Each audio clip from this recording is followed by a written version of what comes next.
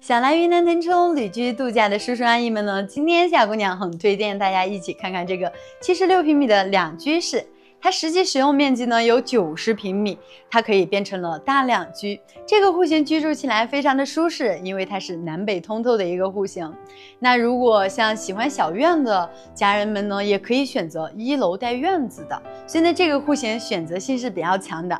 大家可以看一下入户门这一块呢，后期也可以合理利用起来。小姑娘觉得这个户型真的很有那个温馨感，大家可以看一下这个阳光照射到咱的餐厅上，是不是有很温馨的一个画面感呢？大家是不是能想象到来云南腾冲的一个慢节奏生活了？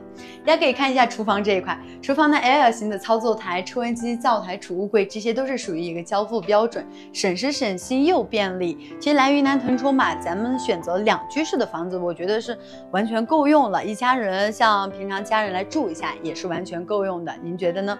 那像我们可以看一下客厅这一块呢，是连接着外面的观景阳台。观景阳台呢，我们留在一会儿来看。我们先看这个房子标配的第一个卧室，次卧。次卧呢配备了一个独立的小飘窗，这个飘窗的话也是算在赠送面积里面的。大家可以看一下卫生间。卫生间其实呢，这个两居室只有一个卫生间，但是我觉得它是两段式的一个分离。然后的话，像里面的上着卫生间，外面的人就可以洗漱，是完全互不干扰的。那主卧这一块呢，就是标配了外面的观景露台，观景露台上呢有一个温泉泡池。其实呢，就是咱们泡完温泉就可以直接到屋内休息了。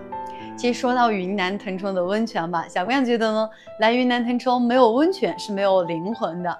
同时呢，咱们一定要选择一个观景阳台大一点的，像这个咱们6.7米乘以2.4米，大约在16平米是完全够用了，完全能感受到云南腾冲一个独特的气候。那如果预算可以的情况下呢，咱可以选择一个1楼带院的，那既能感受小院的生活，同时呢又能感受到一个居住的体验感。